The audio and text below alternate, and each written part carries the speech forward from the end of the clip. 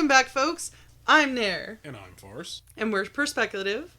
And today we're doing another segment of Tonal Annihilation. Mm-hmm. And today's segment, we're going to be covering a show that rightfully might pull you away from it just by its name alone. Mm-hmm. That show being, Is It Wrong to Pick Up Girls in a Dungeon? If you want to talk about a show with a name that really pulls you away just on virtue of like how bad it is compared to actually describing what the show is actually about. We both avoided this show for a long time purely because the name made it sound like it was going to be one of two things. Either like some raw harem show about this guy trying to pick up chicks on a video game, or it was going to be like some super ecchi kind of show. And while there is elements of ecchi, I feel like what you get when you actually watch the show is much deeper than anything I expected going into it.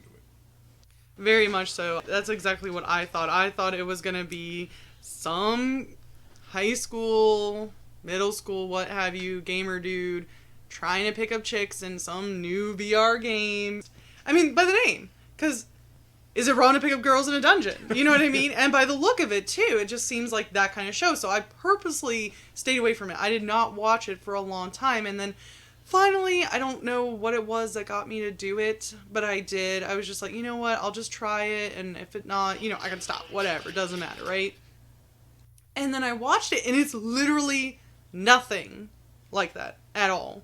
And like Farce said, there are some boob jigglings happening and some zooms and some panty shots. You know what I mean? That kind of thing that you'll find in a lot of anime. But that is not the focus of the show. And actually the MC, spoiler alert, is pretty naive. But he's not a horny teen like the name would make you think. Yeah, kind of not really spoiler alert, but the show is set in an actual raw fantasy setting. It's set in a pure fantasy world. No video game, no isekai. Yeah, no isekai. Like, these are just characters living in their own world, living their own lives.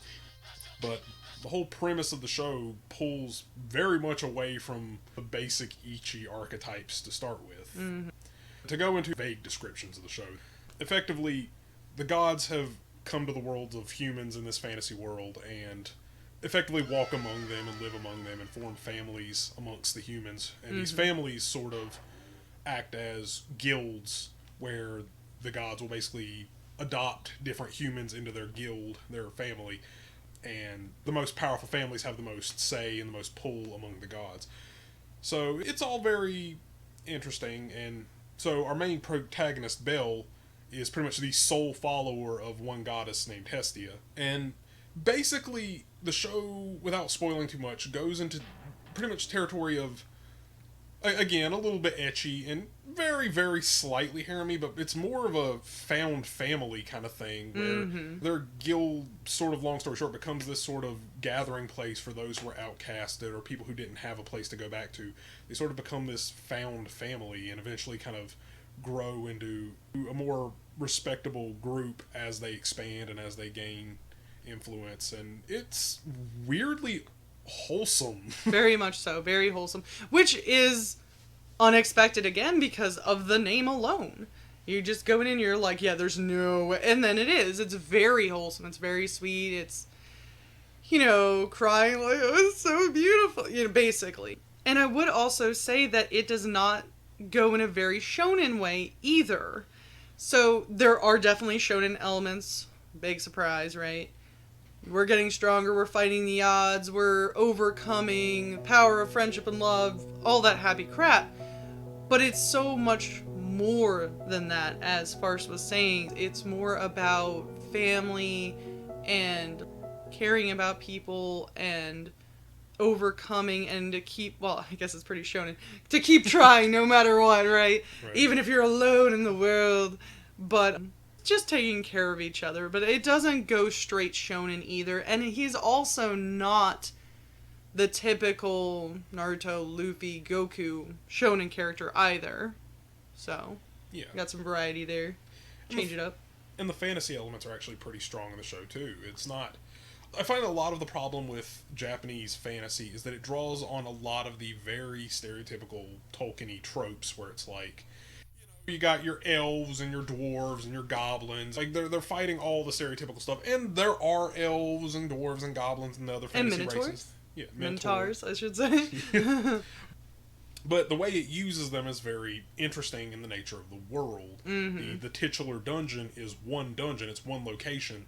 And if you've ever played the Etrian Odyssey games, it's very much in that spirit of we're all conglomerating our efforts to gather together to try and conquer this one dungeon in this fantasy world.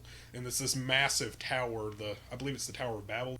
Either way, it's this massive tower that stretches straight up into the heavens that all the heroes are working partly together, partly independently to climb. And it creates all these different factions with different goals, different ideals, different philosophies, and of course different gods leading each house with their own subset of powers and their own subset of philosophies and morals. You'll have ones from the stereotypical Greek pantheon who act like a lot of the stereotypical Greek gods do. Fill in your your own assumptions. Freaking there. Zeus, man. But then you have ones from more the Hindu pantheon who are more egalitarian and more about the people. And it's interesting to see how they all kind of play off of each other and how the politics of this one city plays off of these families all operating on these different philosophies, goals, ideals. It's honestly steps outside of being a stereotypical fantasy, and it develops its own identity, even though it's using these stereotypical fantasy tropes. It's doing it in a way that I can say is genuinely unique between books and movies I've both watched and read. And then that name, man. I'm telling you. That I feel like, because Farce gave an example of a name that he thought would be more fitting, and it is Farce. Well, it's actually the sub-name of the show, which is Familia Myth, which I feel like that makes perfect sense because it's in this mythical world about these different families, Familia Myth. Very simple.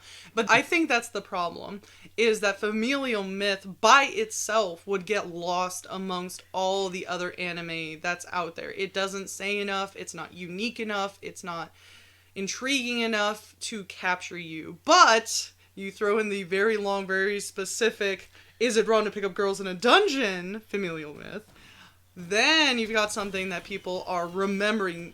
It stays in your head, and it does attract those who are coming in it for the ichi. And there is some to satisfy them, I would say, a little bit to sate them.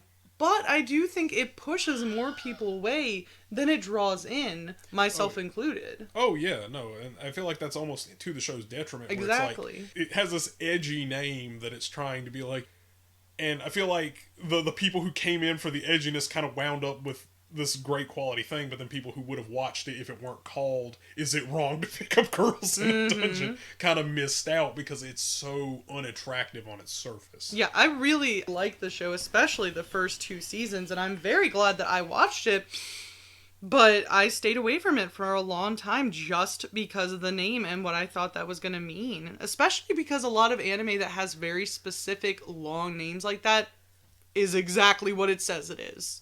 Yeah, I mean, usually the more descriptive they get, like, the more it is what it says on the tin. Like, that time I got reincarnated as a slime, shows like that. Like, I mean, I like that show, don't get me wrong, but it's pretty much what it says on the tin. Same with...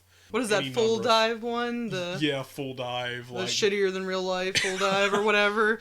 And then what if a kid from the overpowered boonies. I can't even remember the whole name because like from the final part of the game went out to the beginning boonies or something like it. Yeah. Really specific scenarios, and that is exactly what you get. That specific scenario. And again, not that that's a bad thing. Those are all good. It's nice to know what you're getting when you go into it, but the problem is when you get trained off of expecting what you see to be what you get, and then when you actually go into it, you're thrown for a loop when you get a show like Is It Wrong to Pick Up Girls in a Dungeon, where the show itself is actually, again, a little ecchi, but it definitely swings more towards a found family type show and a unique adventure in a fantasy world. If Nair hadn't mentioned it to me, I would never have watched. I can't exactly remember what she said to me to get me to watch it, but apparently it worked because I said it was very good. Yeah, I don't regret it. Because a lot of times if we think that there is a show that the other one won't like necessarily or won't care enough to bother spending the time watching, we won't make them watch it. We'll just watch it by ourselves. And then if it is good enough and we do think that they'll like it, we'll get the other to watch it. So I was the one who started Familial Myth, if you will. And I really liked it. I gave it an 8 out of 10 on MAL because it is very good. I definitely recommend it. And of course, I did that with Farce as well. Yes. And I believe there should be new seasons coming out. I know there's at least 3. Yeah, there's 3 seasons so far, and I believe there's a 4th one coming out, I think. It kind of got staggered with the virus that shall not be named. Oh, God. Yeah, but a disease that shares a name with a popular beer brand. Poor beer brand. What did it do? I know, right? There's also some movies. Yeah, there's a couple of movies out now, too. I haven't watched those, so I can't speak for their quality, but we've watched like 2.5 seasons of the show. Yeah. And haven't regretted it so far. It's very good, especially the first and second season to me. And I mean, if you come for the ecchi, trust me, there's plenty there too. But there's more. But Jiggle physics are present. But even if you're not here for that, there's still something to keep your attention other than the cleavage. Yeah. But I think that's all we want to say. So this has been another segment of Tonal Annihilation, where the tone of the show is not at all what we thought before we started watching it. Thank gosh. Oh, yeah. All right. Y'all take it easy.